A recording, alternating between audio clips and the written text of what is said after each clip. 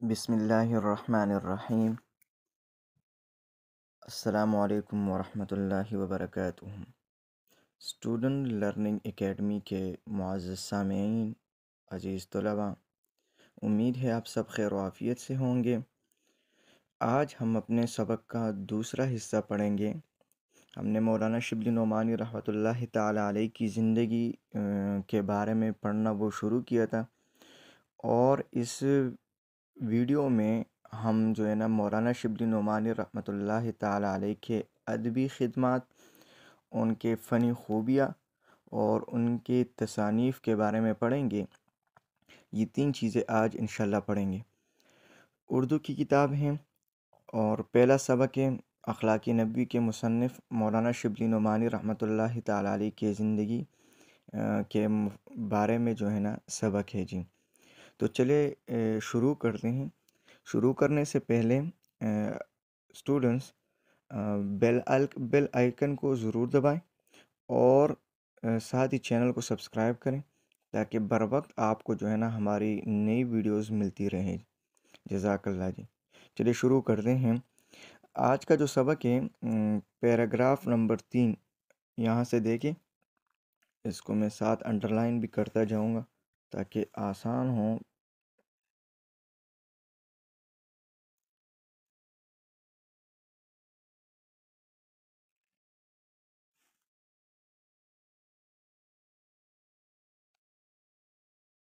غلط آ رہا ہے۔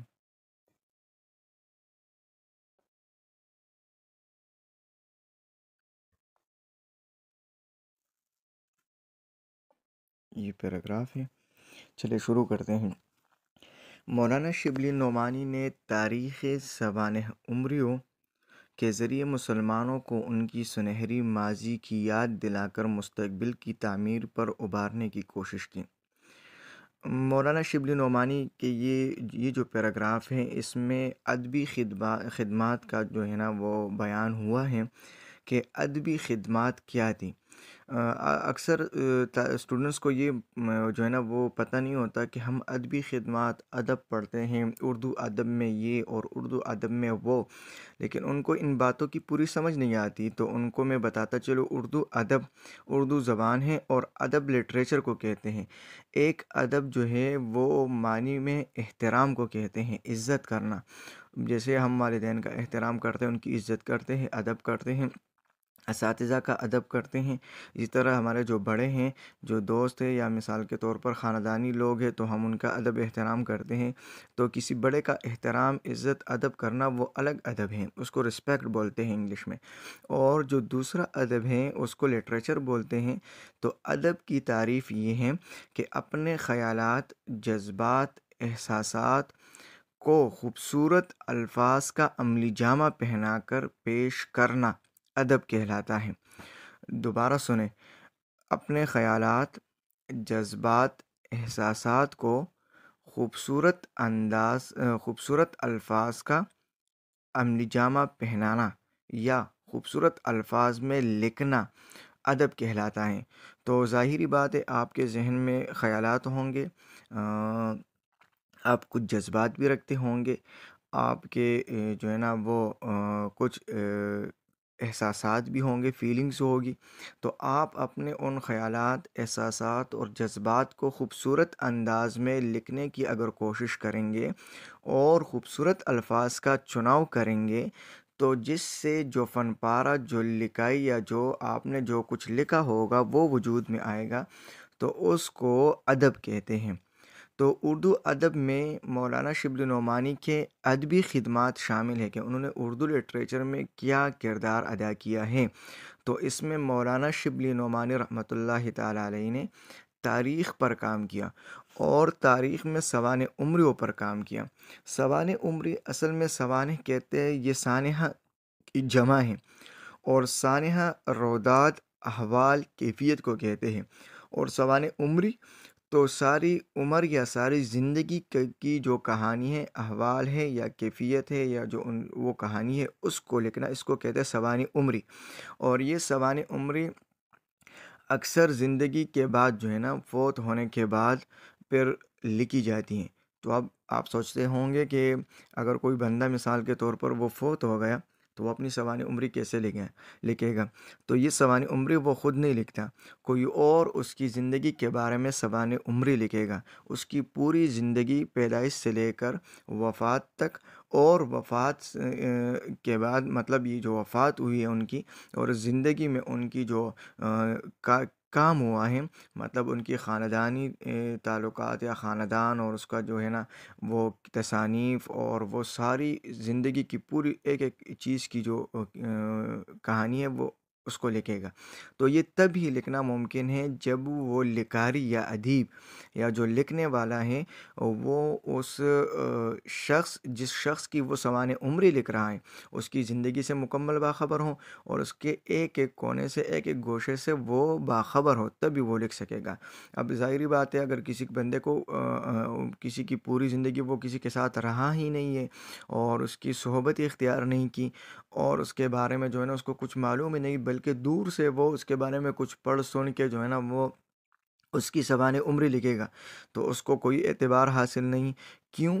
کیونکہ اس کی سوانح عمری میں غلطیاں ہوگی، کیا پتہ وہ دور سے دیکھ رہا ہوں تو اس کو کچھ اور باتیں نظر آ رہی ہوں، اور جو ساتھ رہ رہا ہوں اس کو اس کی زندگی کچھ الگ نظر آ رہی ہو۔ تو اس کے لیے ضروری ہے کہ آپ جس کی سوانح عمری لکھیں تو اس کی مکمل زندگی سے آپ باخبر ہوں، اور اس کی زندگی کی پوری تفصیل آپ کے سامنے ہوں، اور اس کی زندگی سے آپ آگاہ ہوں، تبھی آپ اس کی سوانح عمری لکھ سکیں گے۔ تو مولانا شبلی نعمانی رحمۃ اللہ تعالیٰ علیہ نے جو سوانح عمری لکھی ہیں، اس کے ذریعے ان کا کام کیا تھا، مقصد کیا تھا؟ مسلمانوں کو ان کی سنہری ماضی کی یاد دلا کر، کہ مسلمانوں کا ایک دور گزرا ہے، اور ایک ان کی عروج کا دور جو گزرا ہے وہ سارا ان کے سامنے لکھ کر یہ احساس دلانا کہ مستقبل میں مسلمان اپنی مستقبل کی تعمیر کے لیے کوشش کریں۔ مثال کے طور پر ہندوستان پر مسلمان اس وقت غلامی کی زندگی گزار رہے تھے، تو مولانا شبلی نعمانی نے مسلمانوں کی اس تاریخ کو دوبارہ زندہ کیا، اس کو سامنے لایا، اور اس تاریخ کے ذریعے مسلمانوں میں یہ جوش اور جذبہ پیدا کیا کہ وہ اپنے مستقبل کے لیے کچھ کرے، اپنا وہ جو دور تھا وہ دوبارہ لائے، اور اس کے لیے کوشش کریں۔ پھر آگے لکھتے ہیں، تنقید کے میدان میں شبلی نے مغربی تنقید کے اصولوں اور کچھ حد تک حالی کا اثر قبول کیا ہے۔ تنقید کہتے ہیں، اصل میں تنقید کی معنی ہے اچھے کوٹے میں تمیز کرنا، یا اچھے برے میں تمیز کرنا، یہ تنقید کی اصل معنی ہے۔ اور تنقید کی جو اصطلاح ہے جو اردو ادب میں استعمال ہوتی ہے،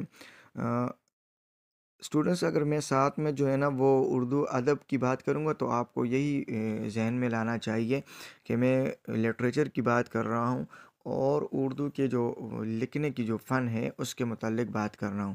تو اردو ادب میں تنقید کہتے ہیں کسی فن پارے کی خوبیوں اور خامیوں کا اندازہ لگانا اور اپنی رائے قائم کرنا۔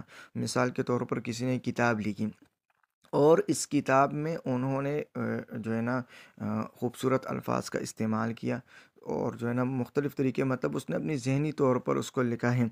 تو اگر کوئی اور شخص ہے تو وہ تنقید کے ذریعے مطلب اس کی خوبی اور خامیوں کا اندازہ لگائے گا۔ اب تنقید دو طرح کا ہوتا ہے۔ نمبر ایک، جب کوئی شخص مثال کے طور پر کوئی مضمون لکھ لیتا ہے، تو وہ مضمون جو اس نے لکھی ہوتی ہے وہ مضمون، تو اس مضمون کو وہ پہلے جب خود لکھ لیتا ہے تو اس کی جانچ پڑتال کرتا ہے، اور اس مضمون کو دیکھتا ہے کہ آیا اس مضمون میں مطلب کیا چیز میں نے کاٹنی ہے اور کیا چیز میں نے اس میں ایڈ کرنی ہے، مطلب اس میں کچھ ڈالنا ہے۔ تو وہ مضمون کو خود کاٹ چاند کے جو ہے نا کاٹ کے بس اس کو برابر کر لیتا ہے، اور اس میں سے کچھ نکال کے کچھ کسی چیز کا اضافہ کر کے اس کو خوبصورت بنا لیتا ہے۔ تو اس کو کہتے ہیں تنقید، اور یہ تنقید کا پہلا حصہ ہوتا ہے، مطلب یہ پہلا حصہ ہے، پہلا مرحلہ ہے کہ انسان خود اپنی مضمون لکھ لے، اور پھر اپنا مضمون جو ہے اس کو خوبصورت بنانے کے اس میں کاٹ چھانٹ کرے، جس کو کہتے ہیں تنقید کا پہلا مرحلہ۔ پھر جب یہ اس کو خوبصورت بنا کے جو حتمی شکل دے دیتا ہے، اور اس کو پھر آگے شائع کر دیتا ہے، یا مطلب آگے کسی کے پاس بھیج دیتا ہے، تو پھر وہ شخص، وہ جو دیکھنے والے قاری جس کو کہتے ہیں، تو قارئین پھر اس مضمون کو جب پڑھیں گے تو وہ اس میں سے کچھ باتوں کا اندازہ لگائیں گے۔ مثال کے طور پر آپ نے مولانا شبلی نعمانی رحمۃ اللہ تعالیٰ علیہ کی کتاب پڑھی، تو آپ اس میں دیکھیں گے کہ نمبر ایک، خوبصورت الفاظ کا استعمال کیا ہے، نمبر دو، مشکل الفاظ کا استعمال نہیں کیا۔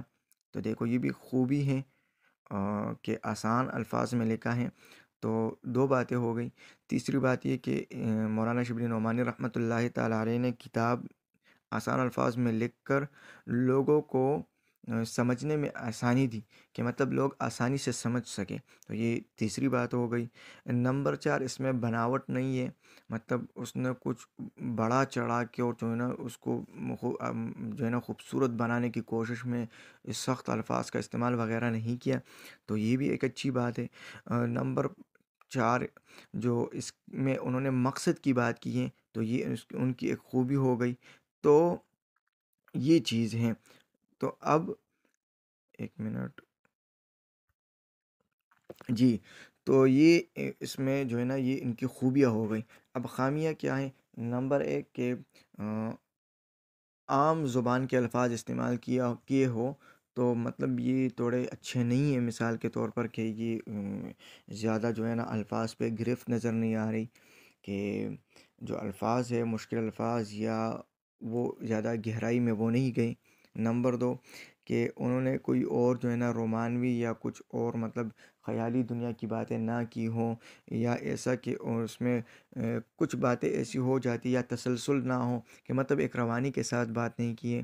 تو اس طرح جو خامیاں پھر اس میں سے نکال لیتے قارئین، تو اس کو کہتے ہیں تنقید۔ تو پھر وہ نکال کے پھر وہ ایک اندازہ لگاتے ہیں کہ اس میں یہ خوبیاں ہیں اور یہ خامیاں ہیں، اور یہ فن پارہ یا یہ جو لکھائی ہوئی ہے یہ حیثیت رکھتی ہیں۔ تو مطلب اس کو اس کی جو حیثیت اس کو واضح کرنا۔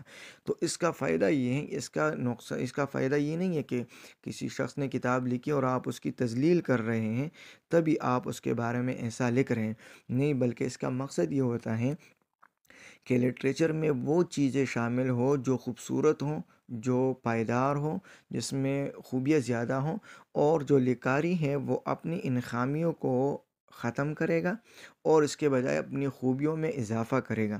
تو اس کا اصل مقصد یہ ہے کہ فن پارے میں خوبصورتی پیدا ہو اور حسن پیدا ہو۔ تو ظاہری بات ہے اگر اسی طریقے سے ہوگا تو اگلی جو کتاب وہ لکھے گا مصنف، تو وہ ظاہری بات ہے ان باتوں کا خیال بھی رکھے گا، تو وہ خوبصورت انداز سے لکھے گا، تو اس سے فن پارے میں خوبصورتی اور حسن پیدا ہوگی۔ اس کو کہتے ہیں تنقید۔ تو تنقید کے میدان میں مولانا شبلی نعمانی نے مغربی تنقید، ارسطو، افلاطون اور وڈز ورتھ ہے کہ کون سے وہ انگریزی جو جو ان کے تنقید نگار ہیں، تو ان کے اصولوں کو انہوں نے استعمال کیا ہے، اور کچھ حد تک حالی، الطاف حسین حالی کا اثر قبول کیا ہے۔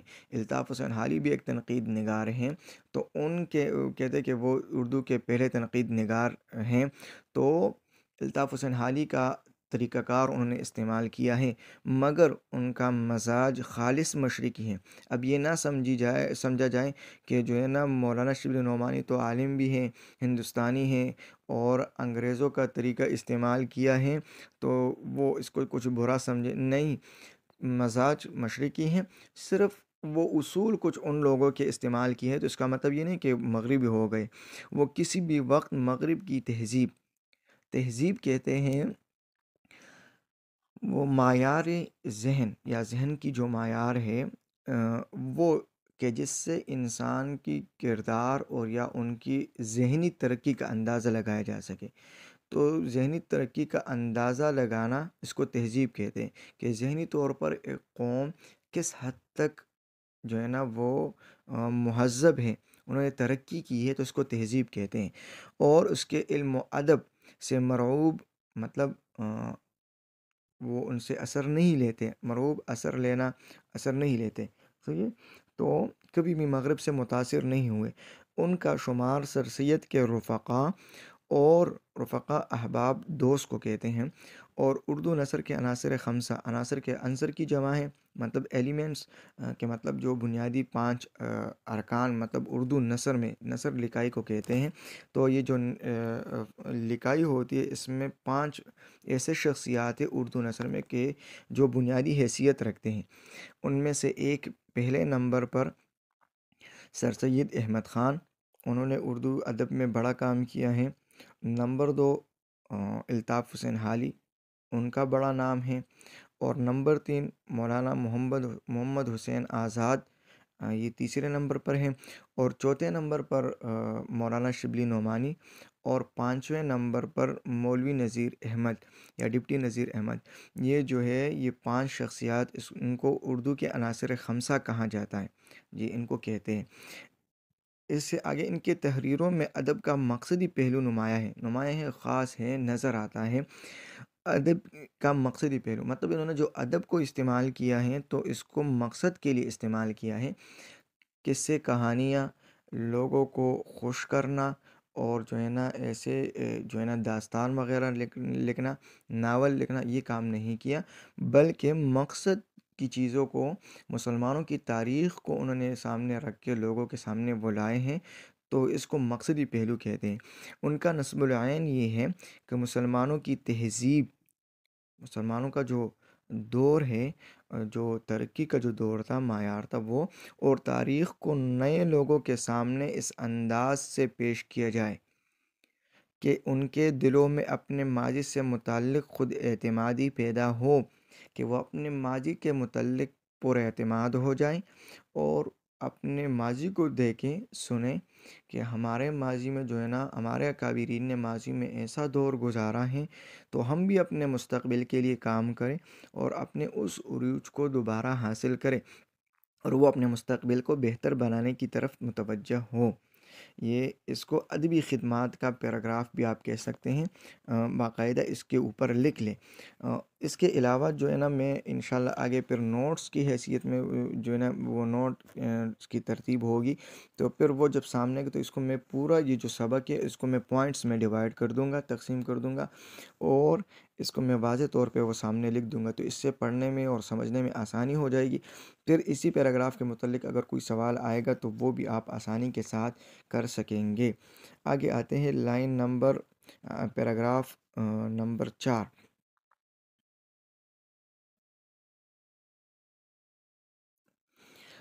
یہ جو چوتھا پیراگراف ہے یہ مولانا شبلی نعمانی کے فنی خوبیاں یا فنی صلاحیت کے متعلق ہیں، کہ اس میں انہوں نے فن، مہارت کو مطلب کس طریقے سے سنوارا ہے، اور اس میں ان کی فن کی جو خوبیاں ہیں وہ شامل ہیں۔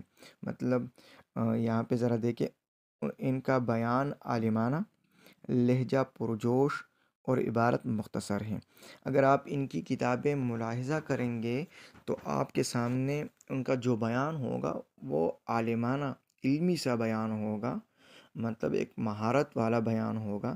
لہجہ جو ان کا ہے وہ جوش جذبے والا لہجہ، آپ کو آپ کی سمجھ میں آئے گی بات۔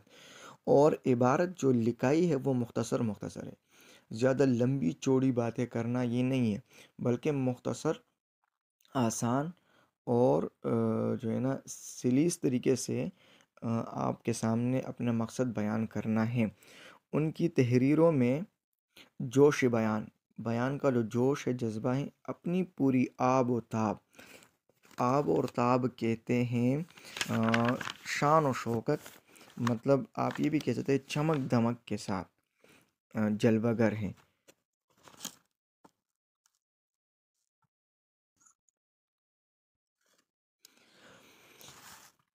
جی اسٹوڈنٹس، تو صفحہ نمبر 2 ہیں، اور اس کو میں تھوڑا سا وہ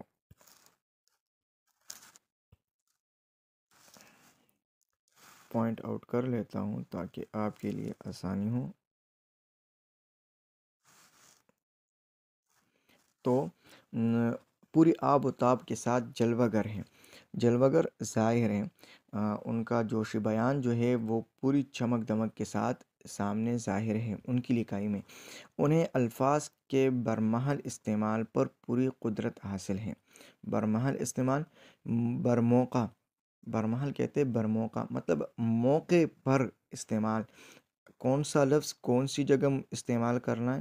اکثر آپ لوگوں نے دیکھا ہوگا کوئی شخص بات کر رہا ہوگا لیکن آپ کو ان کی وہ بات سمجھ نہیں آ رہی ہوگی، کیونکہ وہ الفاظ کو گھما پھرا کے وہ اپنی بات بیان کر رہا ہوگا، تو اس سے آپ کو پوری وہ بات کی سمجھ نہیں آتی کہ آسان الفاظ میں بس ایسے کہہ دو نا یار۔ تو اس کو کہتے برمحل استعمال۔ کوئی بات کو گھما پھرا کے بیان کریں اور آپ اس کو کہیں کہ جی بس آپ کا مطلب تو یہی ہے نا، مختصر 2 3 جملوں میں بات بتا دیں، اس کو کہتے برمحل استعمال۔ تو انہیں الفاظ کے برمحل استعمال پر پوری قدرت حاصل ہے۔ وہ ایسے استعمال کرتے ہیں الفاظ کہ وہ موتی چنتے اور پروتے ہیں، مطلب کہ ان کے پاس ایک مالا ہے اور جیسے چن چن کے کوئی موتی اٹھا کے اس میں پرو رہا ہوں، تو ایسے وہ الفاظ چن چن کے اٹھا کے خوبصورت طریقے سے استعمال کرتے ہیں۔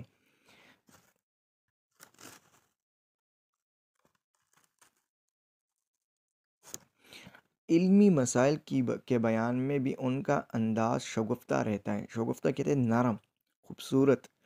علمی مسائل اگر بیان کیے ہیں تو وہ بھی بڑے خوبصورت انداز سے انہوں نے بیان کیے ہیں۔ عبارت سلیس، سلیس کہتے ہیں آسان کو، روا کہتے ہیں تسلسل کو، کہ مطلب ایک ساتھ بات ہو رہی ہو مسلسل، ایسے نہیں کہ درمیان میں ایک بات شروع ہوئی ہے اور آپ نے درمیان میں دوسری بات چھیڑ دی، تو یہ نہیں ہے، بلکہ ایک مسلسل ایک بات کو بیان کر کے ختم کرنا پھر دوسری بات کرنا۔ اور بے ساختہ ہوتی ہے۔ بے ساختہ کہتے ہیں جو بناوٹ والی نہ ہو، مطلب یہ نہیں کہ مشکل الفاظ کا استعمال اور باتوں کو خوبصورت الفاظ کے پیرائے میں بیان کرنا کہ یہ الفاظ استعمال کروں گا تو مطلب یہ تھوڑے زیادہ جو ہے نا وہ خوبصورت نظر آئیں گے اور یہ ہوگا، نہیں، وہ چیزیں نہیں، بے ساختگی ہے، بناوٹ نہیں ہے، بس الفاظ کا استعمال ہے اور مطلب کو بیان کرنا ہے۔ اسلوب کہتے ہیں انداز کو، لکھنے کا انداز۔ اسلوب محققانہ، محققانہ کہتے تحقیق والا، کہ پوری انویسٹیگیٹ کر کے پوری تحقیق کر کے پھر ایک انداز سے بات کو پیش کرنا۔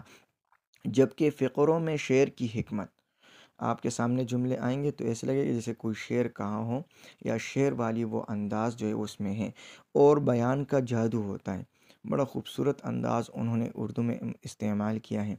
تاریخ نگاری اور تنقید نگاری، تاریخ آپ کو پتہ ہے گزشتہ احوال بیان کرنا، ماضی کے متعلق وہ جو ماضی کے جو واقعات ہیں ان کو قلم بند کرنا، وہ تاریخ نگاری ہے، تاریخ ہے، اور اس کو جو لکھنا ہے وہ تاریخ نگاری کہتے ہیں، اور جو لکھتا ہے اس کو مورخ کہتے ہیں۔ اور تنقید نگاری کسی فن پارے کے متعلق خوبی اور خامیوں کا اندازہ لگانا اور پھر اپنی رائے کو قائم کرنا، یہ تنقید ہے، اور اس کو جب آپ لکھو گے تو اس کو تنقید نگاری کہتے ہیں، اور جو لکھتا ہے اس کو نقاد کہتے ہیں۔ میں ان کا مقام بہت بلند ہے۔ اب شبلی نعمانی رحمۃ اللہ علیہ کے تصانیف کے بارے میں ہے، یہ جو پیراگراف ابھی گزرا ہے یہ فنی خوبیوں کے متعلق تھا۔ اب آتے ہیں مولانا شبلی نعمانی کے تصانیف کے متعلق۔ مولانا شبلی نعمانی کی تصانیف جو ہے وہ کون کون سی ہے، اور یہ پیراگراف ہے جی۔ تو سیرت النعمان مولانا شبلی نعمانی رحمۃ اللہ تعالی علیہ کی کتاب ہے، یہ امام ابو حنیفہ نعمان بن ثابت رحمۃ اللہ تعالی علیہ کے متعلق انہوں نے یہ کتاب لکھی ہے، تو اس کو سیرت النعمان کا نام دیا ہے، اور یہ 1890 میں انہوں نے یہ کتاب لکھی ہے۔ 1890 میں، اگر آپ لکھنا چاہیں تو اس کے ساتھ لکھ دیں 1890 جی۔ تو یہ ایک بات ہو گئی۔ امام ابو حنیفہ کو ابو حنیفہ کیوں کہتے ہیں، تو یہ بھی ایک سوال ہے، اکثر پوچھا جاتا ہے۔ تو امام ابو حنیفہ، ابو کہتے ہیں، اکثر آپ لوگوں نے سنا کنیت کے لیے استعمال ہوتا ہے۔ اس میں عالم میں قواعد میں نے قواعد کا حصہ شروع کیا ہے، تو اس کی ویڈیو جو ہے نا وہ میں نیچے خیر اس کا لنک بھی پھر میں دے دوں گا۔ تو قواعد میں جو ہے اس میں عالم کی 5 اقسام ہیں، 5 ذیلی قسمیں ہیں، تو اس میں ایک ہے ابو، وہ کنیت ہے۔ تو کنیت میں ابو کا لفظ استعمال ہوتا ہے والدین کے ساتھ رشتہ ظاہر کرنا، مطلب آپ ایک ایسا کوئی نام لے کے جس میں رشتہ استعمال کیا گیا ہو اور رشتے کی مناسبت سے کسی نے اپنا نام رکھا تو اس کو کنیت کہتے ہیں۔ مثال کے طور پر کوئی شخص ہے، اس کے بیٹے کا نام محمد ہے تو وہ لکھتے ابو محمد، محمد کے والد۔ کوئی دوسرا ہے وہ بیٹی کا نام لکھتے تو آ، آ، ابو زینب، صحیح ہے۔ تو اگر کوئی ہے جو مثال کے طور پر والد کے اعتبار سے اپنا نام ظاہر کرے تو ابن عربی، صحیح ہے، ابن احمد، تو ابن جو ہے بیٹے کے لیے وہ استعمال ہوتا ہے، صحیح ہے۔ تو 1890 میں انہوں نے یہ کتاب لکھی ہے۔ تو ابو حنیفہ، تو اب ہم کہیں گے کہ حنیفہ کا باپ کے والد نہیں، ان کی کوئی بیٹی نہیں تھی، ان کا صرف ایک بیٹا تھا، ان کا نام تھا حماد، اور ان کی کوئی بیٹی نہیں تھی۔ حنیفہ اعتدال کو کہتے ہیں، حنیفہ مسلمہ قرآن میں پڑھا ہوگا، حنیفہ اعتدال کو کہتے ہیں۔ تو ابو کا لفظ کبھی کبھی والا کے لیے بھی استعمال ہوتا ہے کہ ابو حنیفہ اعتدال والا، جی۔ تو یہ ان کا نام ہے، ان کا نام سے جو ہے نا نعمان بن ثابت ہے، لیکن ابو حنیفہ کے نام سے مشہور ہے۔ دوسری کتاب الفاروق لکھی 1899 میں، 1899 1899 میں انہوں نے الفاروق کتاب لکھی۔ عمر فاروق رضی اللہ تعالی عنہ کے بارے میں آپ بخوبی ان کی سیرت سے واقف ہیں، یہ الفاروق کتاب ان کے متعلق ہیں۔ المامون کتاب جو ہے مامون الرشید کے بارے میں ہے، یہ عباسی خلفاء میں یا عباسی دور میں 7ویں خلیفہ ہے، اور ان کا اپنا نام ہے ابو جعفر عبداللہ المامون، ابو جعفر عبداللہ المامون۔ تو ان سے پہلے 6 جو ہے نا خلفاء گزرے ہیں عباسی دور کے، اور پھر یہ 7ویں نمبر پر ہیں۔ یہ امین الرشید کے بعد کے خلیفہ ہیں، اور معتصم باللہ ان کے جانشین ہیں، مطلب ان کے بعد معتصم باللہ کی حکومت پر آئی ہیں۔ تو المامون کتاب 1887 میں انہوں نے لکھی، تو اس میں مامون الرشید کے متعلق جو ہے ان کا سیرت بیان کیا ہے، ان کے احوال لکھے ہیں۔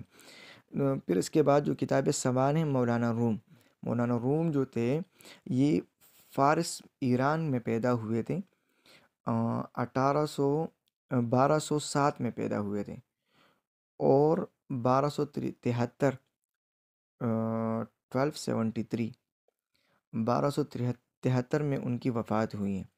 تو ان کا اپنا نام ہے محمد جلال الدین رومی، اور ان کو ہم جانتے ہیں مولانا روم، مولانا رومی یا مولانا روم کے نام سے ہم جانتے ہیں۔ یہ فارسی شاعر بھی تھے، انہیں بڑے زبردست جو ہے نا وہ مفکر تھے، تو انہیں بڑی خوبصورت کتابیں بھی لکھی ہیں۔ تو 1906 میں سوانح مولانا روم، مولانا شبلی نعمانی رحمۃ اللہ علیہ نے اس کی تصنیف کی، اس کو لکھا۔ پھر اس کے بعد ہے الغزالی، تو الغزالی جو ہے 1902 میں مولانا شبلی نعمانی نے یہ کتاب لکھی۔ الغزالی کس کے بارے میں ہے؟ یہ محمد بن محمد الغزالی رحمۃ اللہ تعالیٰ علیہ کے متعلق کتاب ہے۔ یہ ان کی جو تاریخ پیدائش ہے وہ 1058، اور تاریخ وفات 1111 ان کی وفات ہے۔ تو ان کے متعلق جو ہے وہ کتاب لکھی۔ مولانا جو امام غزالی ہیں یہ اپنے دور کے بڑے مفکر اور بہت بڑے عالم تھے، ان کے متعلق مولانا شبلی نعمانی رحمۃ اللہ تعالیٰ نے کتاب لکھی ہے۔ اور ان کا جی، تو اس کے بعد جو اگلی کتاب ہے اورنگزیب عالمگیر پر ایک نظر، یہ مغل حکمران ہیں، اور یہ 7ویں مغل حکمران ہیں۔ ان کا نام ہے محی الدین محمد، ان کا اپنا نام تھا، اورنگزیب عالمگیر کے نام سے تاریخ میں جانے جاتے ہیں۔ جی، 1618 میں پیدا ہوئے تھے، 1707 میں ان کی وفات ہوئی ہے، اور ان کی وفات کے ساتھ ہی مغل دور کا عروج وہ ختم ہوا، اور یہ مغل حکومت جو تھی وہ زوال کی طرف جانا وہ شروع ہو گئی۔ جی، تو یہ اورنگزیب عالمگیر کے بارے میں انہوں نے 1909 میں کتاب لکھی ہے، اورنگزیب عالمگیر پر ایک نظر، 1909 میں۔ اور سیرت النبی حضور صلی اللہ علیہ وسلم کے متعلق کتاب ہے، ان کی سیرت ہے، 6 جلدوں میں یہ کتاب ہے، اور یہ 1917 میں مولانا شبلی نعمانی نے اس کتاب کو شروع کیا، لیکن ابھی 2 ہی جلدیں لکھی تھی کہ وفات ہو گئے، اور پھر ان کے شاگرد مولانا سید سلیمان ندوی رحمۃ اللہ تعالیٰ علیہ نے ان کی یہ کتاب پوری کی 1938 میں، 1938 میں، 1938 میں، تو تقریباً یہ دور، یہ جو وقت ہے یہ اس میں گزرا ہے۔ پھر اس کے بعد شعر العجم، یہ کتاب ہے 1908 میں یہ لکھی گئی۔ یہ کتاب شعر العجم 5 جلدوں پر مشتمل ہے۔ یہ تنقید کی کتاب ہے شعراء کے بارے میں۔ عجب فارس مطلب یہ ہندوستانی شعراء، اور جو ان شعراء کے متعلق کی کتاب لکھی گئی ہے۔ پھر اگلی جو کتاب ہے موازنہ انیس و دبیر، یہ 2 مرثیہ نگار یا مرثیہ گو شاعر تھے۔ مرثیہ کہتے ہیں، مرثیہ کا لفظ رسا سے نکلا ہے، اور رسا کہتے ہیں رونا۔ تو مرثیہ وہ نظم جو کسی کی وفات پر لکھی جائے، تو اس میں ان کے وفات پر رونا دھونا اور وہ سارا منظر وہ بیان کیا جاتا ہے، مطلب ان پہ غم اور جو ہے وہ بیان کیا جاتا ہے، تو اس کو مرثیہ کہتے ہیں۔ یہ ایک صنف ہے شاعری کی۔ تو مرثیہ پہلے عربی میں تھی، اور عربی سے یہ فارسی میں آئی، اور فارسی سے پھر اردو میں آئی۔ تو مرثیہ نگار یہ 2 شعراء ہیں، ان کا تنقیدی جائزہ انہوں نے پیش کیا ہے مولانا شبلی نعمانی رحمۃ اللہ تعالیٰ علیہ نے، کہ ان کا موازنہ مطلب انہوں نے کیا ہے۔ تو یہ کتاب 1907 میں لکھی گئی، 1907 میں۔ اور سفر نامہ روم و مصر و شام جو ہے، یہ جب مولانا شبلی نعمانی رحمۃ اللہ علیہ نے اسلامی ممالک کا دورہ کیا تو یہ سفر نامہ لکھا۔ سفر نامہ اصل میں کسی سفر، اگر کوئی شخص سفر کرتا وہ اپنے سفر کی پوری روایات یا کہانی لکھ لیتا ہے، جہاں جہاں اس نے جو جو مشاہدے کیے وہ اپنے مشاہدات کو قلم بند کرتا جاتا ہے، تو اس کو کہتے ہیں سفر نامہ۔ ان کا سب سے بڑا علمی کارنامہ سیرت النبی صلی اللہ علیہ وسلم ہے، جس کی انہوں نے ابھی 2 ہی جلدیں لکھی تھی کہ موت نے قلم ہاتھ سے چھین لیا۔ سیرت النبی صلی اللہ علیہ وسلم کی بقیہ 4 جلدیں شبلی کے لائق شاگرد مولانا سید سلیمان ندوی رحمۃ اللہ تعالیٰ علیہ نے مرتب کیے۔ شبلی نے 1914 میں وفات پائی۔ تو یہ ان کی تصانیف کے متعلق پیراگراف تھا جو آپ سب نے سنا اور دیکھا بھی۔ اور اسٹوڈنٹس اس کو دوبارہ اچھے طریقے سے دیکھ لیں، سمجھ لیں۔ اگر پھر بھی کہیں پر کوئی مشکل پیش آ رہی ہے تو کمنٹس میں ضرور لکھیں، انشاءاللہ میں اگلی ویڈیو میں یا وہی کمنٹس میں اس کی وضاحت کروں گا انشاءاللہ۔ اور اب اس کے بعد جو ہے نا ایک نوٹس کی شکل میں نے ان پوائنٹس کو پوری ترتیب دی ہے، تو اس کے بارے میں اگلی ویڈیو ہوگی، جس میں مطلب ان کے جو ہم نے سارا یہ سبق ابھی پڑھا ہے تو کتاب کے متعلق ہیں، کتاب سے ہٹ کے کچھ نہیں لکھا۔ کتاب کا جو ہم نے کتاب میں جو کچھ پڑھا وہ سارا میں اس میں سامنے لاؤں گا، اور آپ سب اس کو نوٹس کی حیثیت سے بھی دیکھ سکتے ہیں۔ تو ہمارے ساتھ رہیے اور اس کو اچھے طریقے سے ذہن نشین کر لیں، پھر جو اگلی ویڈیو ہوگی تو پھر آپ کو پوری طریقے سے اس کی سمجھ آئے گی۔ جزاک اللہ، اللہ حافظ۔